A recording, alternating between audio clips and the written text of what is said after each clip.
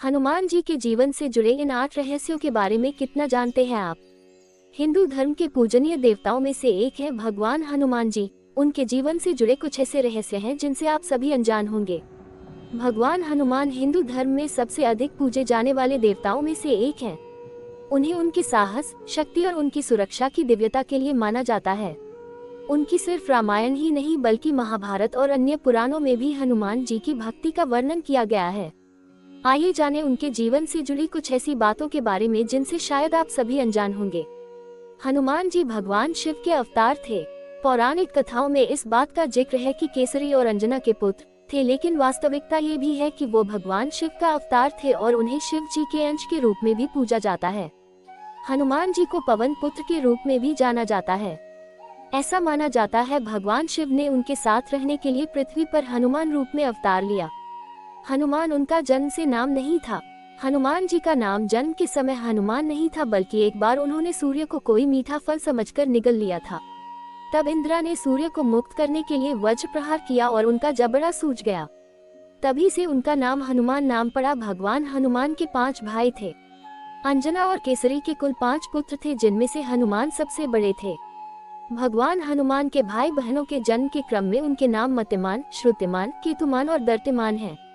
महाभारत काल में पांडु और कुंती पुत्र भीम को भी हनुमान जी का भाई थे। हनुमान जी की मूर्ति का रंग लाल या नारंगी क्यों होता है? इसकी एक पौराणिक कथा के अनुसार एक बार भगवान हनुमान ने सीता जी को माथे पर सिंदूर लगाते हुए देखा और पूछा कि यह उनके दैनिक अनुष्ठानों का हिस्सा क्यों है। तब सीता ने हनुमान को समझाया कि सिंदूर श्री राम की लंबी उम्र, उनके पति के प्रति उनके प्रेम और सम्मान का प्रतिनिधि है।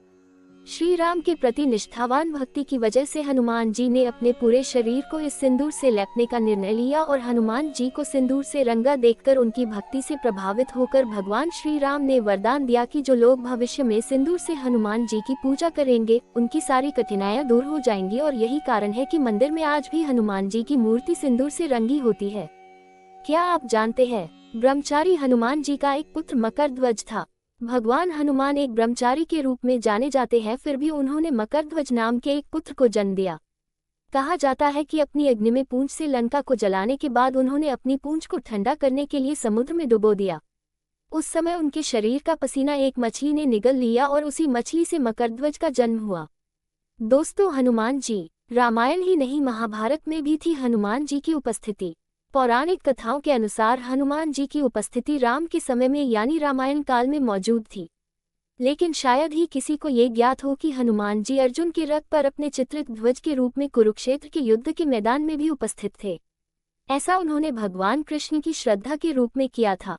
भगवान कृष्ण भी विष्णु जी का 10वां अवतार थे और इसी वजह से हनुमान जी उनके साथ उपस्थित थे। हनुमान जी की उपस्थिति ने कुरुक्षेत्र युद्ध में रथ और उसके निवासियों को सुरक्षा प्रदान की और जैसे ही युद्ध में विजय मिली हनुमान जी वापस अपने मूल रूप में आ गए। क्यों रखा पंचमुखी हनुमान का रूप? ऐसा कहा जाता है कि भगवान हनुमान ने और लक्ष्मण का अपहरण करने वाले पाताल के राक्षस राजा को मारने के लिए पंचमुखी हनुमान का रूप धारण किया था।